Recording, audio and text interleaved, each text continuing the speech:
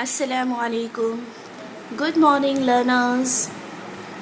Welcome to our channel STMES Boys Primary English Medium School. Today we are going to start chapter 6 Tissues of Standard 9th. So in this chapter we will learn what is tissues. हम लोग ने last year ही पढ़ा cell क्या होता है, right? तो cell, what is cell? Cell is nothing but a fundamental unit of the body. Okay, structural and the functional unit of the body, यानी कि जिससे पूरा बॉडी बिल्डिंग होता है, that is known as cell. और अब tissues क्या होते हैं? तो बोले जो ग्रुप ऑफ सेल्स रहते हैं ना, that is known as tissues. अब हम ये चैप्टर में पढ़ेंगे कि टिश्यूज़ किस में होते हैं. प्लांट्स में होते हैं, एनिमल्स में होते हैं, किस तरह के टिश्यूज़ रहते हैं, कितने टाइप्स के टिश्यूज़ होते हैं, उनके फंक्शंस क्या होते हैं, ये सब हम ये चैप्टर में पढ़ेंगे. From the last chapter we recall that all living organisms are made up of cells. In unicellular organism, a single cell performs all the basic functions. For example, in amoeba, a single cell carries out movement, intake of food, gaseous exchange, and excretion. But in multicellular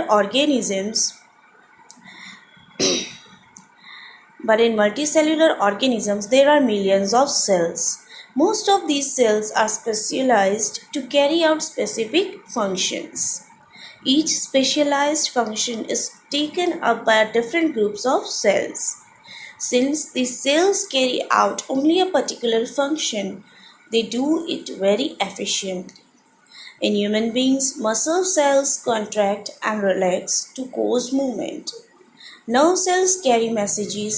Blood flows to transport oxygen, food, hormones, and waste material, and so on.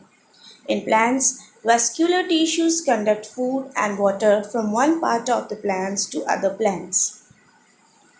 So, multicellular organisms show division of a labor.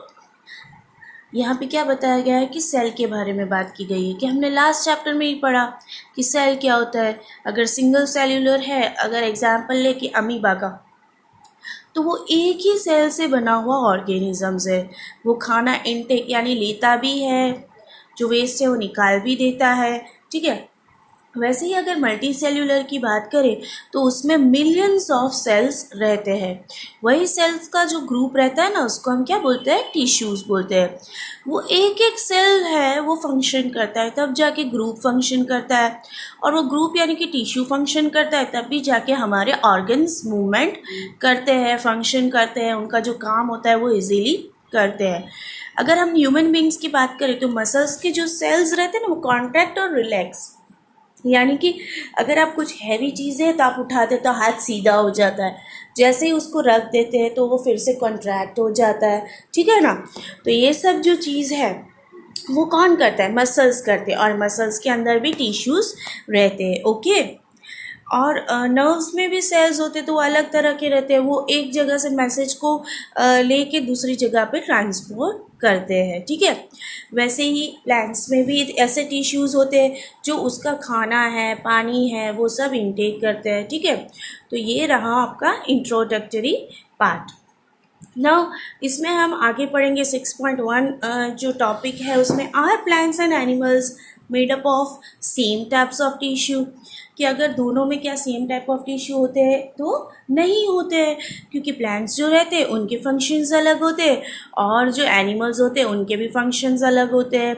ठीक है, there are noticeably difference between the two. दोनों में बहुत ही difference है. Plants are stationary और fixed, they don't move. Since they have to be upright, they have a large quantity of supportive tissue. The supportive tissue generally has a dead cells. क्या बोला गया है कि प्लांट्स जो है वो एक ही जगह पे रहते हैं, वो मूवमेंट करते नहीं है. हालांकि अगर हम एनिमल्स की बात करें और ह्यूमन बींग्स की बात करें तो वो लोग मूवमेंट करते हैं. तो जो प्लांट्स रहते हैं ना, वो उसको ऊपर जाने के लिए सपोर्टिव टिश्यू की ज़रूरत पड़ती है. हालांकि हमें ये ह्यूमन बींग्स और एनिमल्स को ज़रूरत नहीं पड़ती है. ठीक है, तो वो सपोर्टिव टिश्यू उसमें बहुत सारे क्वांटिटी में मिलते हैं हमको प्लांट्स में. और वो जनरली क्या होते हैं, डेड सेल्स होते हैं, ठीक है। तो डेड सेल्स का जो ग्रुप रहता है ना प्लांट सेल में, that is a supportive tissue. Animals on the other hand move around in a search of food, mates and shelter. यानी कि एनिमल्स जो है उसको मूव करना पड़ता है खाना ढूंढने के लिए, उनका घर ढूंढने के लिए। They consume more energy as compare to plants, यानी कि उसको एनर्जी की ज़्यादा ज़रूरत पड़ती है। Most of the tissues they contain are living, यानी कि उनमें जो टिश्यूज होते हैं वो मोस्टली लिविंग टिश्यू होते हैं, डेड सेल्स होते नहीं हैं। Another difference between animals and plants in the pattern of growth, the growth in a plants is limited to certain regions, well this is not so in animals. यानी कि अगर plants की बात करें तो उसमें लिमिटेड रीजन तक की उनका ग्रोथ होता है, ठीक है, ज़्यादा होता नहीं है। हालांकि अगर हम एनिमल्स की बात करें तो एज अ एनिमल बढ़ता है उसमें ग्रोथ आता है, उसमें कोई लिमिटेशंस नहीं होती है। There are some tissues in plants that divide through the life, यानी कि प्लांट्स में जो होता है टिश्यू वो थ्रू आउट द लाइफ वो डिवाइड रहते हैं। This tissues are called localised in certain regions, यानी कि ऐसे सेल्स को क्या बोलते हैं, वो लोकलाइज हो जाते हैं कि रीजन में। Based on the dividing capacity of the tissues, various plants tissues can be classified as growing और a meristematic tissue and a permanent tissue. यानी कि अगर हम प्लांट की बात करें तो प्लांट में दो तरह के टिश्यूज रहते हैं, एक है मेरिस्टेमेटिक टिश्यू और दूसरा है परमानेंट टिश्यूज, ओके। तो प्लांट्स जो है वो ये दो टिश्यू से बेस्ड होते हैं, ओके। वो जनरली ये दो टाइप्स के रहते हैं, meristematic and permanent tissues. Cell growth in animals is so uniform, is more uniform, so there is no such demarcation of dividing and non-dividing regions in animals। यानी कि एनिमल्स की जैसे प्लांट्स में जो डिवाइडिंग रीजन होते हैं ये दो ही तरह के सेल से बना हुआ रहता है, तो वो ज़्यादा नहीं होता है। The structural organisation of organs and the organ system is far more specialised and localised in a complex animals than even in a very complex plants.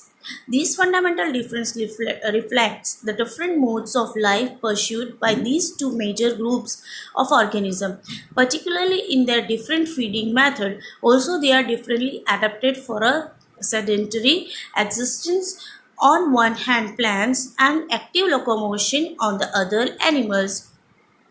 यानी कि प्लांट्स वो स्टेडी एक ही जगह पे रहता है, एनिमल है वो लोकोमोशन यहाँ से वहाँ मूवमेंट करता है, तो ये भी एक बहुत बड़ा डिफरेंस हुआ। Contributing to these different in organ system design, इसी तरह से डिज़ाइन होता है इनका organ system, okay. It is with reference to these complex animals and plants bodies that we will now talk about the concept of tissues in some detail। अब हम आगे क्या पढ़ेंगे, टिश्यूज़ को डीप में पढ़ेंगे। प्लांट टिश्यू है उसमें हमने देखा कि मेरिस्टेमेटिक टिश्यू होते हैं और परमानेंट टिश्यू होते हैं, ठीक है।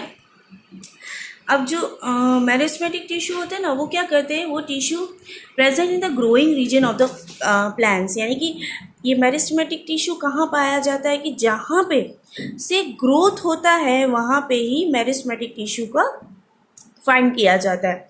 The growth of a plants occurs only in a certain specific region, this is because the dividing tissue also known as a meristematic tissue is located only at these points. Depending on the region where they are present, meristematic tissues are classified as a apical, lateral and a intercalary. New cells produced by meristem are initially like those of meristem itself। यहाँ पे figure दिया गया है कि जहाँ से growth होता है उसको हम क्या बोलेंगे, मेरिस्टेमेटिक टिश्यू। यहाँ पे एपिकल मेरिस्टेम है, इंटरकैलरी मेरिस्टेम है, लेटरल मेरिस्टेम ये है, यहाँ से ग्रोथ होता है, ठीक है ना। Apical meristem is present at the growing tips, यानी कि ये जो है जहाँ से टिप ग्रो होती है उसको क्या बोलते हैं, एपिकल मेरिस्टेम, ओके।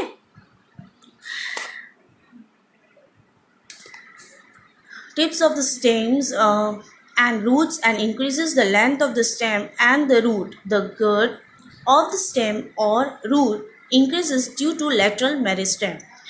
ये क्या भी लेटरल यहाँ पे जो दिया हुआ है ना ये लेटरल मेरिस्टेम, हाँ वहाँ से भी ग्रोथ होता है, वो इंक्रीज होता है, यानी कि उसकी चौड़ाई भी बढ़ती है और लंबाई भी, ठीक है। Intercalary meristem seen in some plants is located near the node, यानी कि इंटरकैलरी कहाँ होती है, ये नोड जो आता है ना वहाँ पे होती है, दिख रहा है आपको इंटरकैलरी मेरिस्टेम में यहाँ पे, ठीक है, ओके।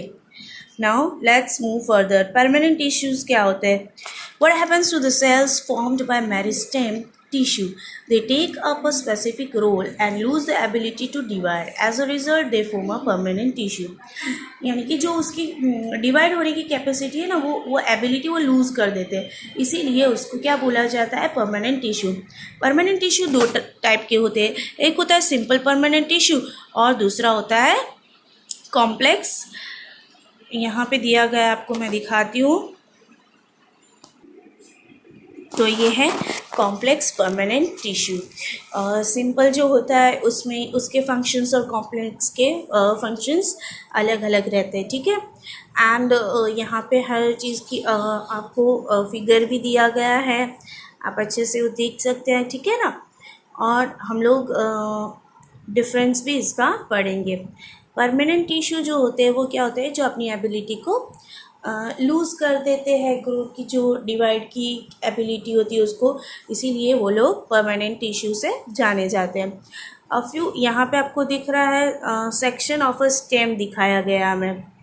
सिंपल परमानेंट टिश्यू का देखते हैं। A few layers of a cells beneath the epidermis are generally simple permanent tissue. Parenchyma is the most common simple permanent tissue. यहाँ पे पैरेन्काइमा दिया हुआ है ना, वो टिश्यू है एक टाइप का, ठीक है, वो सिंपल टिश्यू है। It consist of relatively unspecialised cells with thin cell walls. यानी कि इसका जो सेल वॉल रहता है ना वो बहुत थिन होता है। दे आर लिविंग सेल्स, वो लिविंग सेल्स रहते हैं। They are usually loosely arrange, the large space between cell, intercellular space उसका ज़्यादा होता है, ठीक है, वो सिंपल टिश्यू में। In some situation it contains chlorophyll, यानी कि उसमें क्लोरोफिल होता है, जिसकी वजह से क्या होता है, वो लोग फोटोसिंथेसिस की प्रोसेस कर सकते हैं। In aquatic plants large air cavities are present in parenchyma to help them float. Such parenchyma type is called aerenchyma. ऐसे पैरेन्काइमा को क्या बोलेंगे? एरेन्काइमा, जो ऊपर फ्लोट होता है, okay. The flexibility in plants is due to the another bending of various parts of a plant like tendrils and stems of climbers without breaking. Tissues ही उसके लिए जैसे कि रीज़न होता है कि टिश्यूज़ होते हैं कि वो प्लांट्स ब्रेक नहीं होते, हालांकि बैंड हो जाते हैं बट ब्रेक नहीं होते। It also provides mechanical support, वो उसको मैकेनिकल सपोर्ट भी देता है। We can find this tissue in leaf stalk below the epidermis. Epidermis के नीचे हम लोग उसको फाइंड कर सकते हैं, ठीक है।